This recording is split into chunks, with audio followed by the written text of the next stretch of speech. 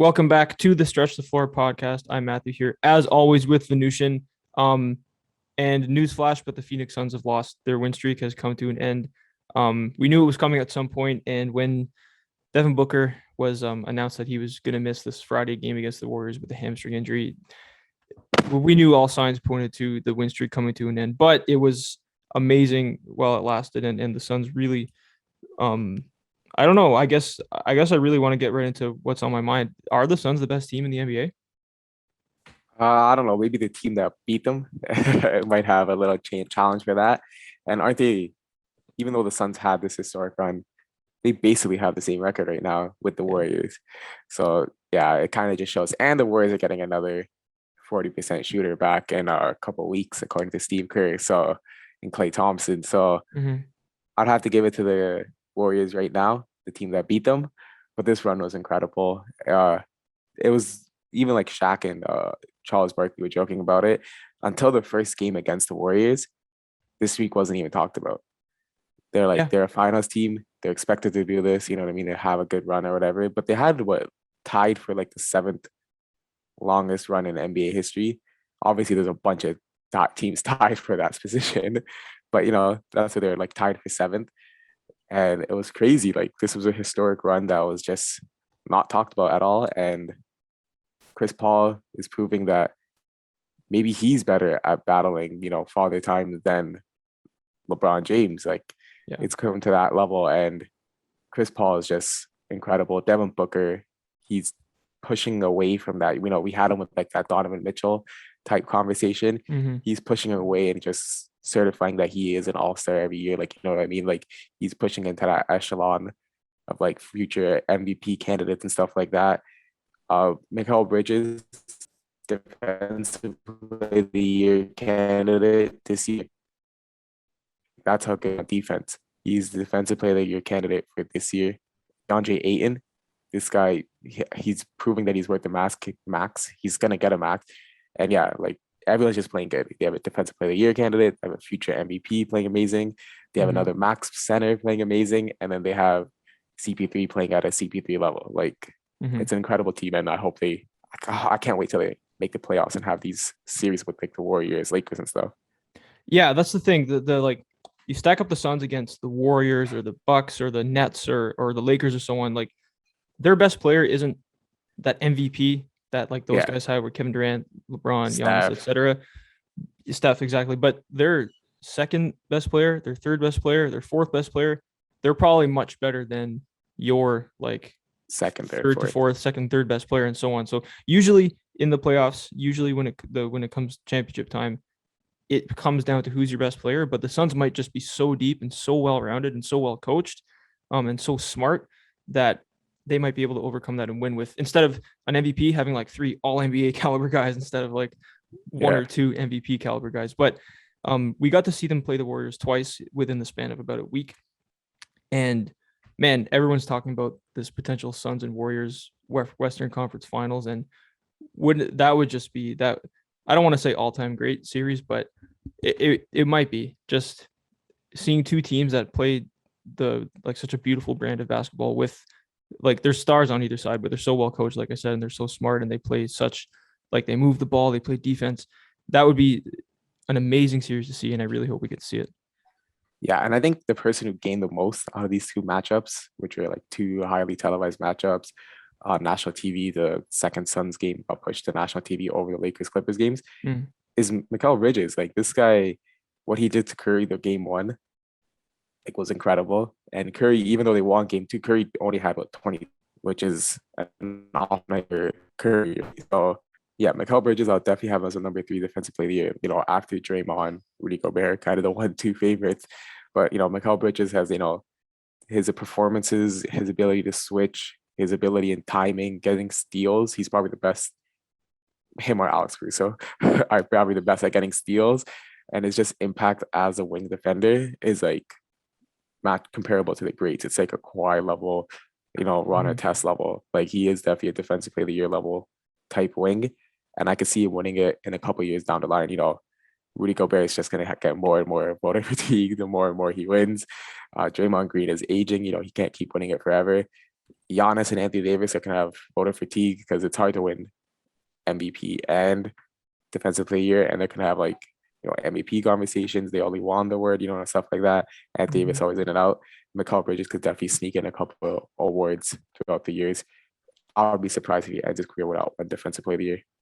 Yeah, just with that length, like it's insane. His arms and like his ability to get steals and get in the lanes Yeah. is crazy. And if I had to pick one guy that wasn't like one of these big men who racks up blocks and is the anchor of defenses, it would probably be like him or Bam or like Ben Even Simmons. Bam's If still a big, right? Ben yeah, I Simmons still a guess big, right? right. If I Yeah. yeah, one wing defender might be Mikal Bridges. Yeah. Yeah. But any other thoughts on what a Suns Warriors series would look like?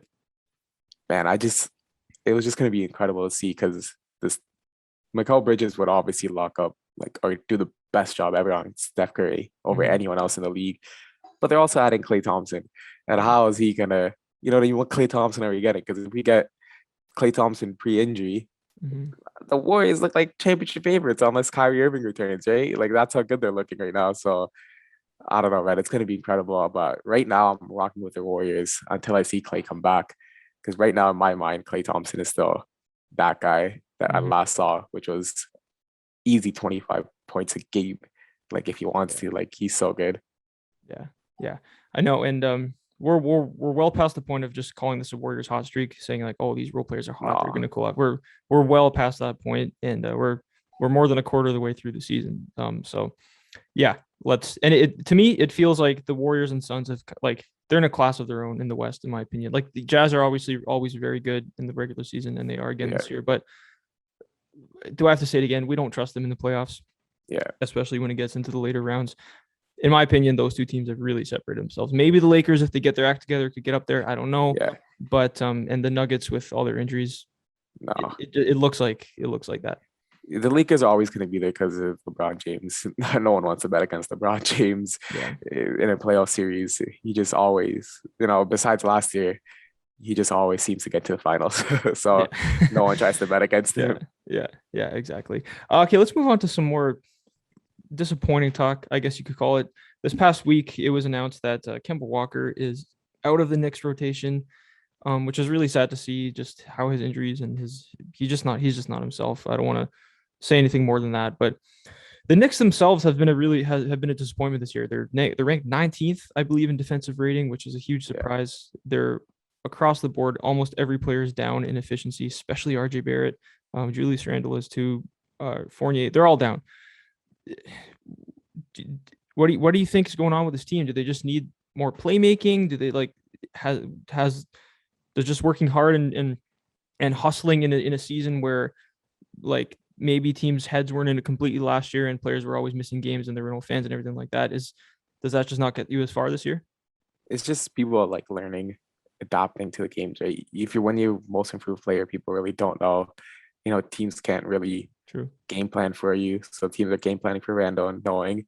And then you added two negative defenders. It's not just Kemba Walker that's a negative defender. You also added Evan Fournier, who was a negative defender. So you have to take out one of them.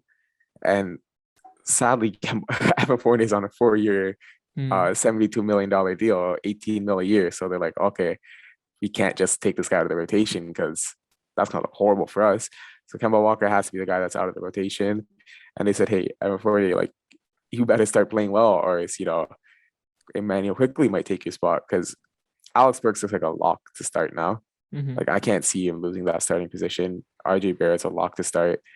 Uh, Julius Randle's obviously a lock to start, and Mitchell Robinson has been playing amazing, like anchoring defense. Him and Noel were like they're the obviously two centers, right? Mitchell starting, Noel coming off the bench, but they're both getting like 24. So that's like a lock to center position. Obi Toppin's playing good backup for it. It's just man, they needed to get more defense in, and you're not gonna bench the guy that you're paying 72 million over the next 4 years. You'd rather bench the guy that's getting 8 mil a year, that could be flipped and stuff. And Tibbs just doesn't care about name value. He has the confidence to do that, and he's like, okay, let's go with it. And now that you added in Burks and Rose is getting more minutes, the playmaking has increased. Randall's getting more open shots. Randall's doing less on the defense and doing better.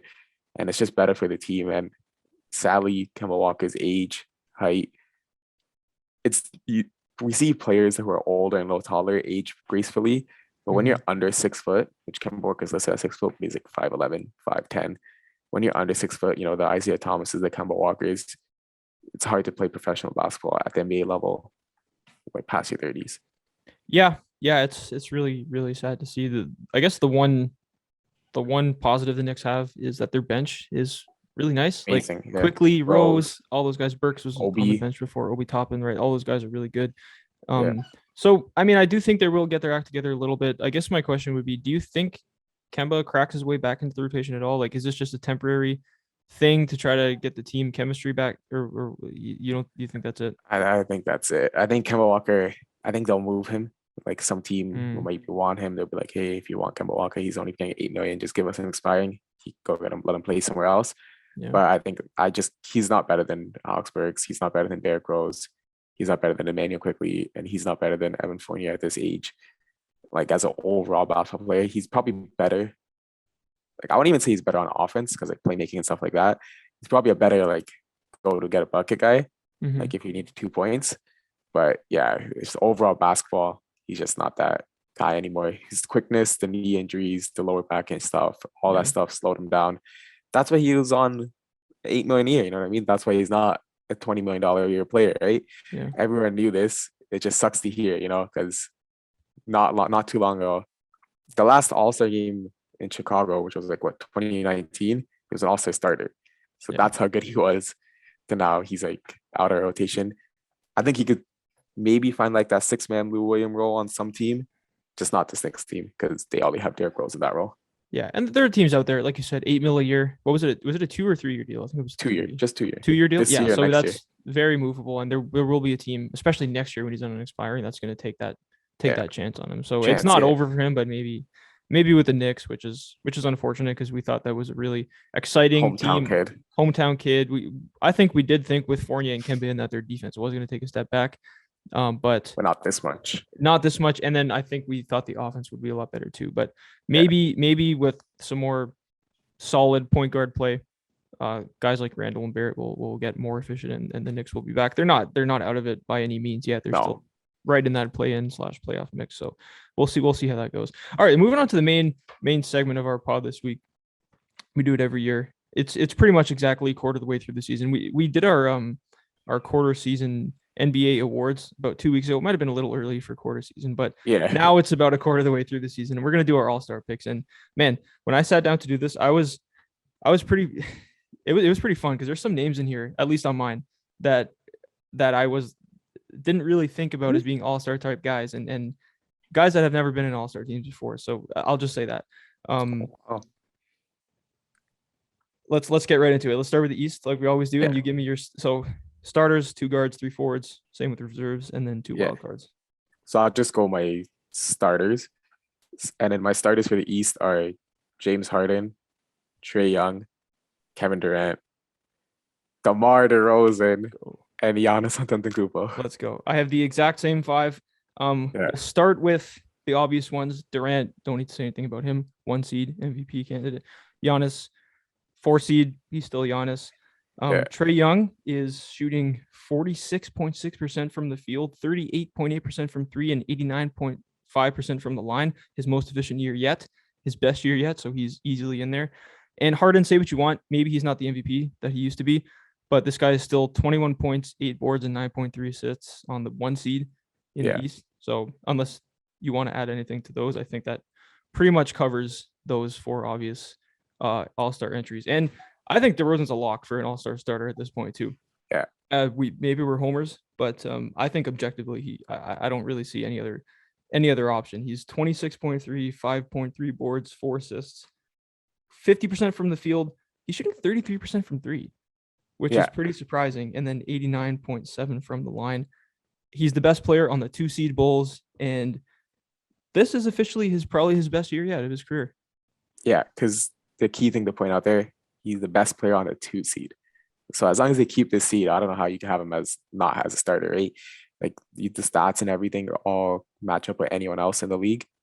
He's probably top 6, top 7 in MVP, maybe even top 5.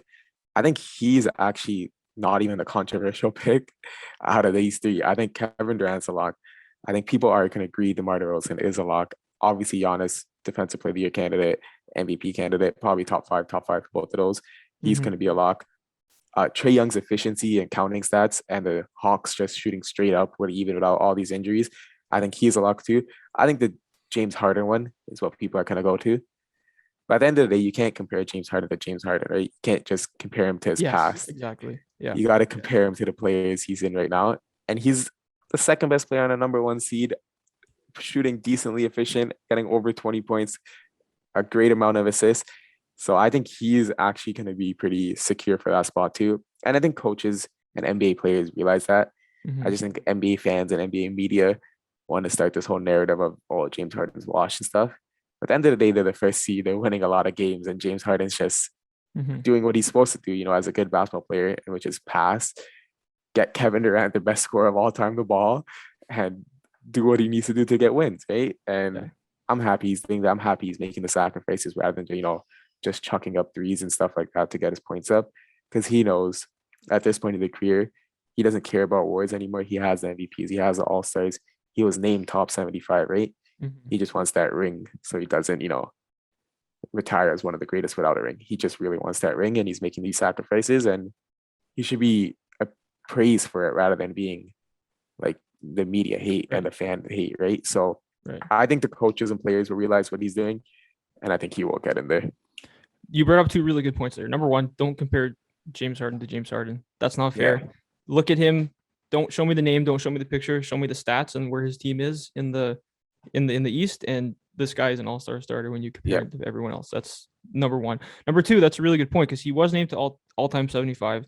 He doesn't need to get one more single regular season accolade. It doesn't even matter if he makes another all-star team, all-NBA, nothing for the rest of his career. Yeah. The only thing left is the championship. And he's doing everything he needs to be doing right now. Call it old man game, call it whatever you want. Like maybe he has slowed down a little bit, but he is the second best player on the one seed, and he's doing, like you said, give Kevin Durant the ball. 9.3 assists, still 21 points. Efficiency is down a little bit, but not that much. Free throw attempts are back where we expect them to be. So I'm not gonna call him washed. I'm not even gonna go as far as saying he's slowed down. I think he's just doing the right thing. Yeah, and when you watch him, like when we watched him live and stuff, like he just has the type of game where it seems like he's having a bad game, and then you look down on a stat line, oh, the Nets are up 15 and James Harden has 20 and 10. You know what I mean? Right. He's just playing within the offense, and it takes a lot for a player of that caliber to, you know, put aside his ego and, you know, accept the second option role, accept the playmaking role. And for him doing that, it gives Kevin Durant confidence. It gives, you know, on-court chemistry. And that's something the Nets really need, especially with the Kyrie Irving situation off the court. So, you know, James Harden, you got to give him respect where respect is due. This guy's 100% an all-star. Might not get an all-star starter because, you know, like fan hate and stuff, but he's definitely an all-star. So it doesn't matter. Coaches aren't going to let him get past those reserves for sure. And you can't hate on James Harden when he's ball dominant, dribble for 20 seconds, take a shot and say, oh, it's such an ugly brand of basketball. He's so ball dominant, stat padding. And then when he's not doing that and his team is winning and playing as part of the team, you can't hate on him for saying that he's washed. So like pick a side. Okay, let's move on to the reserves. There, at least for me, I've got some really interesting names in here. You might not agree with it, but this is my list. So let's get into it. For my guards, I have Lamela Ball and Zach Levine. And then forwards, I got Jimmy Butler, Jared Allen, and Jason Tatum for my forwards. Okay. And then I guess I'll give you my wild cards too. Bradley Beal and Fred VanVleet. Okay, so we have two disagreements. Okay. Instead of Jared Allen, I have Joel Embiid. Okay. And I know why you don't have Joel Embiid. He hasn't played enough games. Yeah. But he's back now, and I just put him in there because he's going to be a lock for an all-star. Like, if you're actually projecting to be an all-star, you can have Joel Embiid there. So that's why I was like, oh, this guy's 100% going to be an all-star. Right now, probably, Jared Allen does take it over Joel Embiid because he actually played the amount of games.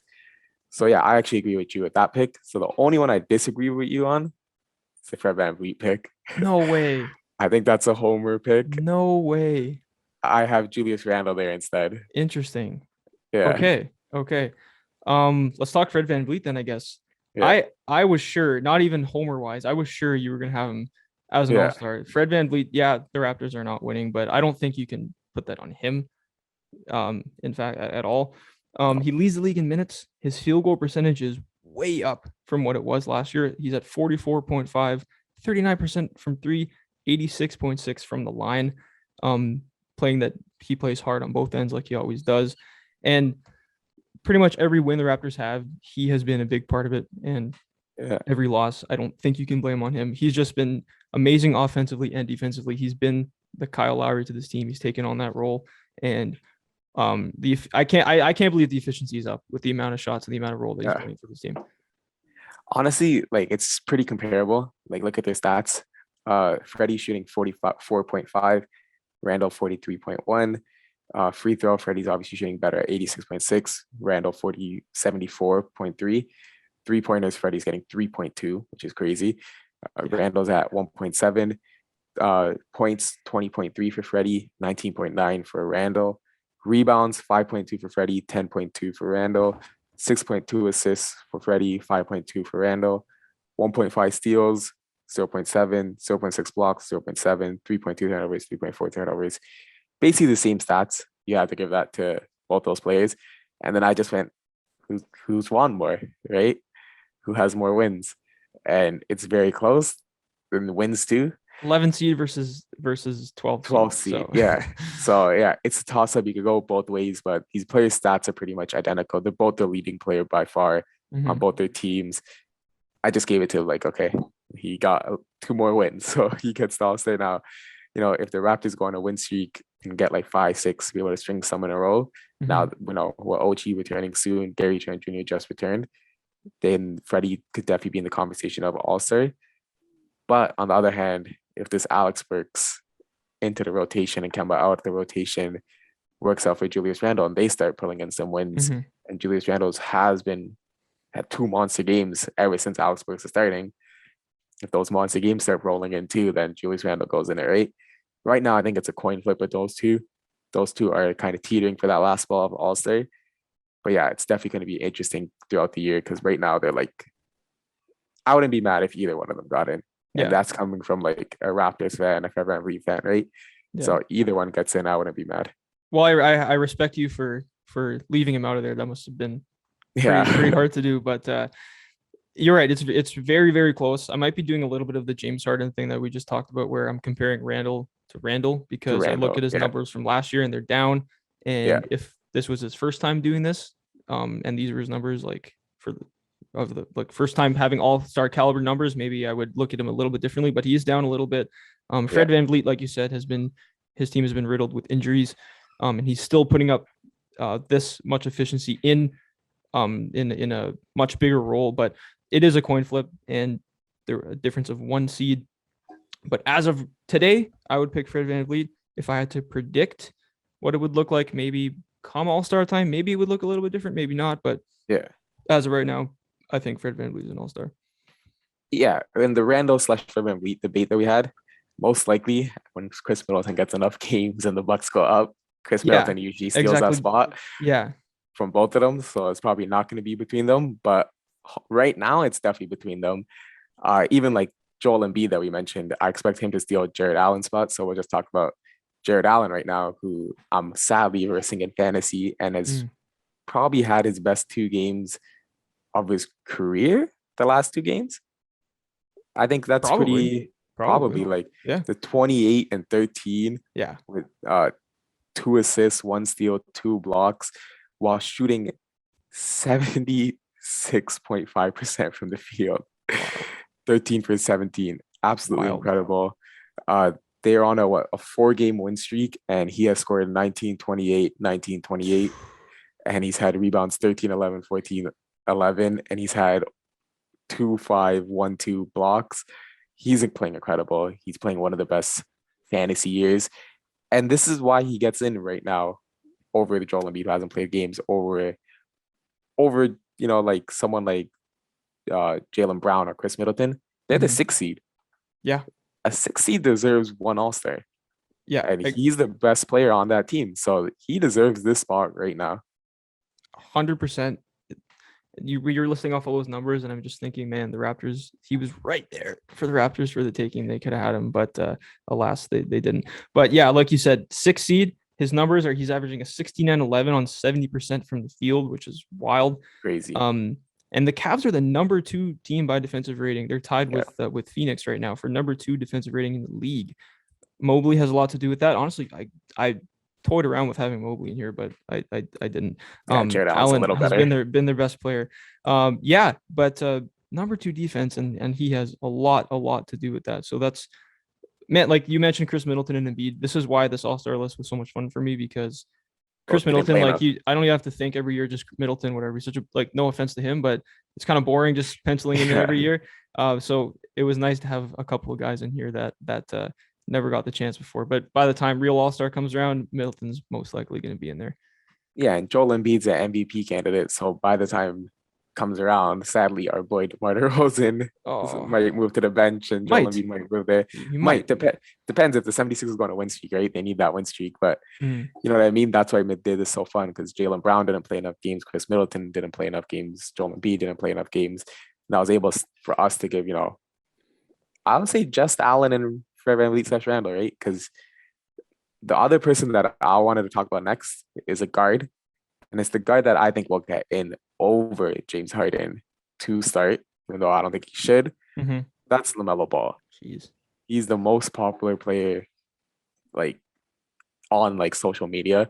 Yeah, Lamela Ball is definitely the most like hyped player on social media, with like hoops hype, House of Highlights, all that, always posting his clips. And he's actually living up to the hype. Like, he's posting crazy numbers. Sadly, he Mm-hmm. just entered COVID protocols, but that's I don't think that'll affect him too much, because he's actually hooping on a near like MIP / MVP candidate level. Like, that's how good he's been hooping.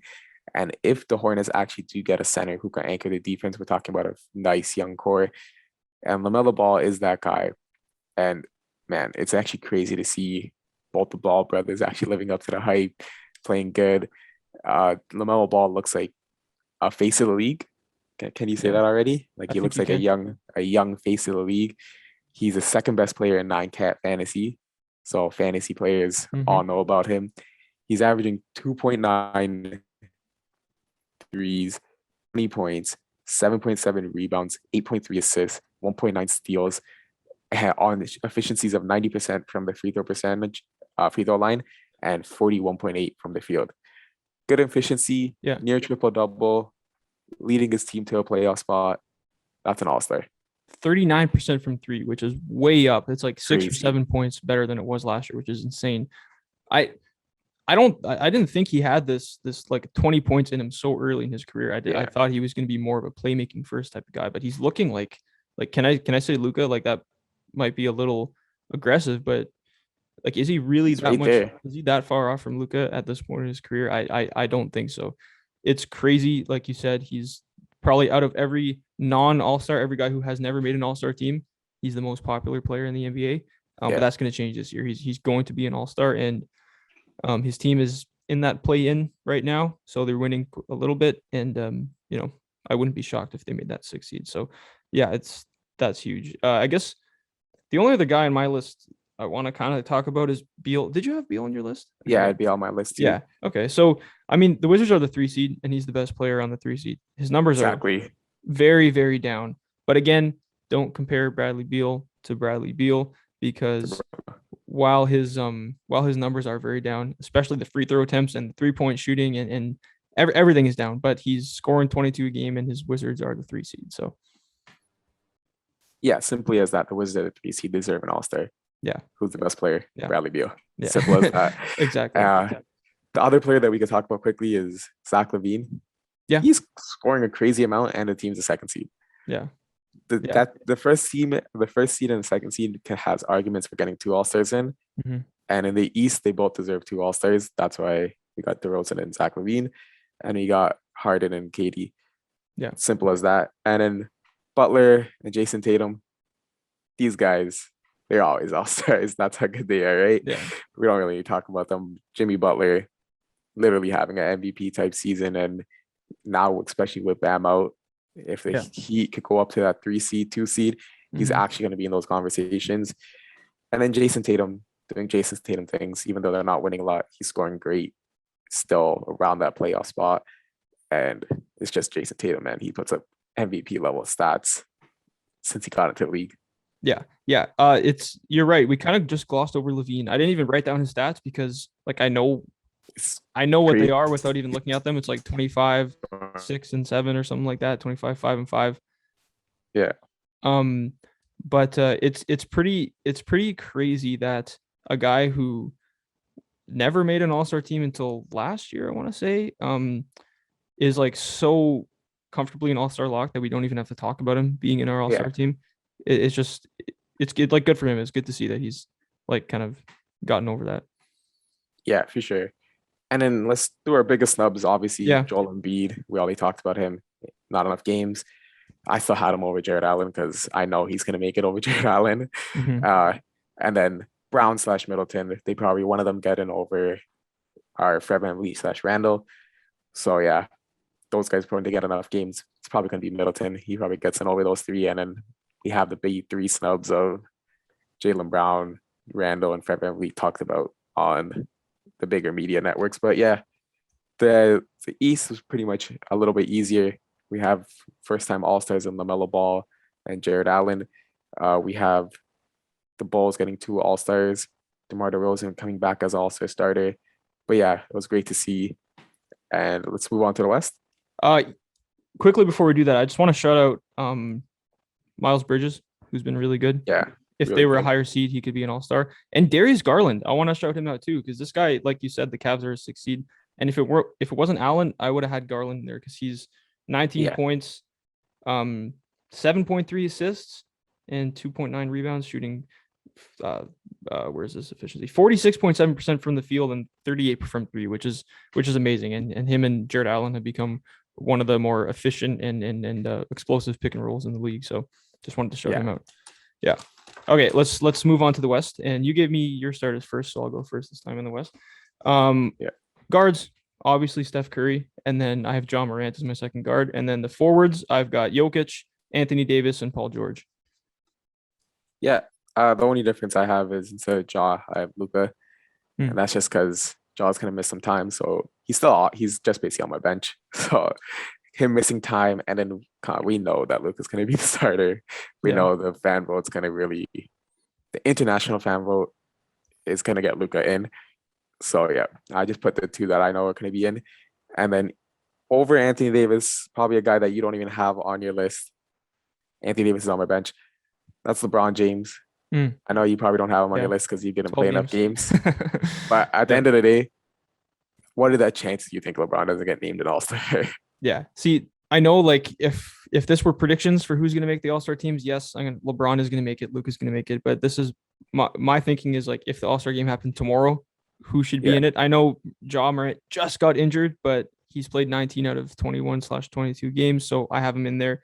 And then you had LeBron over Davis, is that right? Anthony Davis. Yeah, Okay, yeah. So I don't. LeBron didn't make my list just because of the 12 games, but yeah, yeah. So we don't have to talk about Curry, MVP candidate, probably my number one and your number one. yeah, Jaw, he's up there for MIP because he's averaging a 24.5 or a 24, 5.6, 6.8 on really good efficiency. yep. Jokic, another MVP candidate. Davis is having a low key good year that no one is talking about because Because he's his team's not doing well. exactly. You have him in fantasy, and Yeah, he's putting for you. He's scoring 24.4, 10, and then 3.1 assists with 1.3 steals and 2.2 blocks, over crazy. 50% from the field, and no one's talking about him. Yeah, and yeah, like he's just getting the LeBron shadow effect. When he's having a great year, but the team's not winning a lot, so people blame him for that. And he's is my like him and John Morant are all stars. Like they're in my reserves, Yeah. and both of them are going to be all star locks. I just wanted to make it a little bit harder because at the end of the day, we know no matter what, like LeBron and Luka are going to be all star starters. So I Yeah. was like, all right, let me make it a little harder on myself and cut Yeah. out some guys, and so we could make it a little more competitive and think a little more. Because at the end of the day, LeBron he missed 9 games, right? 9 games, and he's still averaging 25.6, 5.7 rebounds, 6.8 assists, 1.8 steals, 2.8 threes, shooting 47.5% from the field goal percentage, and then 74% from the free throw percentage. Like it's a down year for LeBron James, but Mm-hmm. it's a LeBron James year. You know what I mean? It's still like an MVP level year. He just needs to play more games, and he's back now. Hopefully, he can stay healthy because we're trying to see him live in March. So hopefully, then they still need to win those games and stuff. Yeah, yeah. But yeah, he's still going to be an all-star no matter what. And Luka Doncic, even though like his team's, not bad, like they're in a decent spot, the Mavericks right now. 5 seed. Yeah, 5 seed, and he's averaging 25.4, 8.1 rebounds, 8.5 assists while shooting 44.5%. And like he's still playing amazing. Yeah. He's still putting up Luka magic. It's just Luka's getting compared to Luka already. Yeah. And he's had a little bit of a down year from last year, but it's still Luka Doncic. He's still having an amazing year. Like he's still on your reserves, like that's for sure, right? Yeah.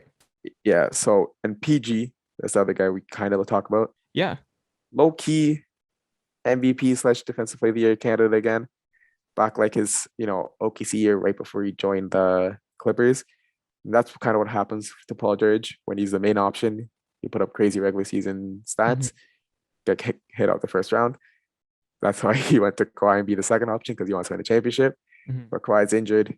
So we're going to have a crazy regular season for Paul George where he gets into the playoffs, looks like an MVP / defensive player of the year candidate, and he gets doubled and they lose. But, the Clippers kind of just have to do that for 1 year and then wait for the robot to come back. Yeah. That's Paul George has his team in the 6th seed right now. That Clippers team in the 6th seed. And like, yeah, his efficiency is down, but he's like, that's not like he's doing everything he has to have that team in a 6th seed. Every shot he takes is because like he's the best option on that team and it's working right now, right? Like you said, he's playing like an MVP, and they're probably getting bounced in the first round if Kawhi doesn't come back or whatever. But like you got to put some respect on Paul George, all-star starter. I didn't think his team would have the wins to warrant an all-star starter for him. So that's awesome. Yeah, it's crazy to see. Yeah. But yeah, this All-Stars, West All-Star starters is kind of no debate. It's either you put the guys who are doing better right now with Ja and Anthony Davidson, or you put the guys that are going to make it in Luka and LeBron, and you move those guys to reserves. But the reserves are going to have a lot of debate, I feel like, because there are going to be big snubs. So let me start with my bench guards. Let me just do the guards. Okay. So I have CP3 and then John Morant. So you're going to have CP3 and Luka, I'm assuming? Yeah, sure. Yeah. Like wild card, whatever. Yeah. Yeah. So you have CP3 and Luka. So that's 2 guards locked up. I have 2 more guards that are in my wild card. And that's Devin Booker and Donovan Mitchell. Yeah. Yeah, both those guys in I have both those guys too. Yeah. Okay. And then here is the actual debate. So since I have LeBron, I'm gonna have 1 less forward than you. And that's Draymond. I have Draymond Green as one of my forwards, Anthony Davis as one of my forwards. And then my center spot, I put Karl-Anthony Towns. Okay. I have so I have Towns in there as well. And then I have Draymond in there as well. And then I have Gobert because over the LeBron spot. Yeah. Let me just say, like, this was so hard for me not to put Jonas Valanciunas in there. I was trying so hard. I was like, oh, Booker, he's not scoring 26. Like maybe he's not an all-star. Like, but no, I couldn't do it. He's my number 1 snub. And I just want to shout out him shooting 47% from 3 and scoring 19 a game, 19 and 13. But he just misses the all-star cut. Maybe if he was, instead of a 15 seed, maybe if he was like 13 seed, in there, but unfortunately, no. Yeah, so we pretty much have the exact same team. I just have Gobert in there because he's doing Gobert things, and the Jazz are 3 seed. Gobert was my biggest snub. Yeah, and that's because I had LeBron James in. And man, it's interesting that would you have? Let's say you had to put LeBron in. Who would you take out? Karl-Anthony Towns. I would. Or Rudy Gobert. I'd probably that was a debate that I was having. Man, that is tough. That is tough. I think I would. I think I would have to take out Towns. I think I would. But this is the debate that I was having. It's like the number 1 guy who is the better player. Like, let's be real. Like, if Minnesota Timberwolves were offered that 1-for-1 trade, it's the Timberwolves that say no, right? Of course. So we have the better player, the better stats, and he's kind of in there. They're playing, contention. Yeah. So I was like, you know what? Let's just give him the shout out.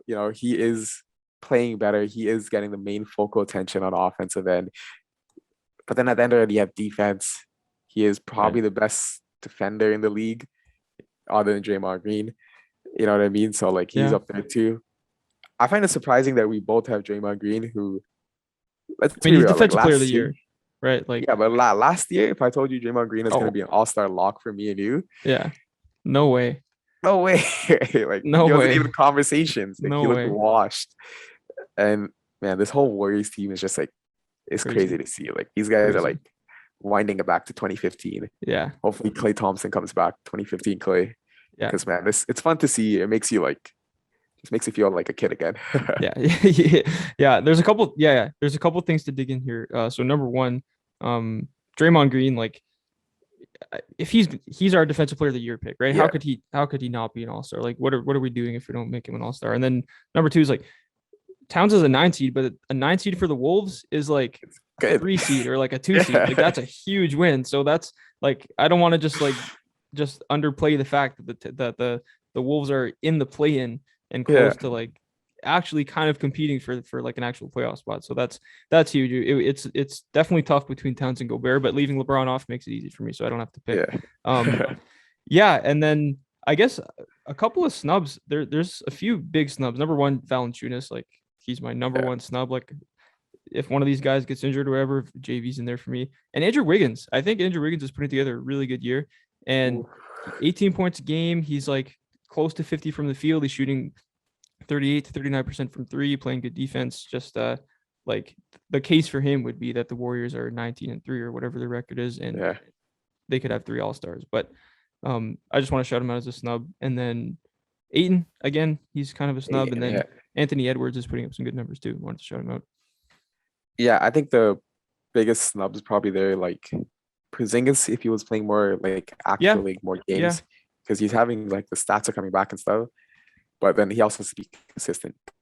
Okay, so I think that pretty much does it for our all-star picks. The NBA is kind of slow right now. It's slowing down a little bit. Hopefully it picks up with some trades here and there, like Ben Simmons. Hopefully, maybe apparently he's practicing again. So maybe something happens there. I don't know. No matter what, we'll find some content to talk about, whether it's lists like this, like doing some quarter season. Maybe we'll do like some fifth season all stars or Yeah. no, not fifth, that's smaller, like a A third, like a third season all stars or whatever. We'll find something to do. But until then, thank you again for listening to this episode. We'll be back next week like we always are. In the meantime, you can check us out on all our social media platforms: Instagram at Stretch the Floor Podcast, YouTube STF Clips for all the best clips from the podcast, but most importantly, subscribe to the podcast feed, like it, leave a rating, iTunes, Spotify, wherever you get them. It all really helps with the algorithm, and we will see you next week.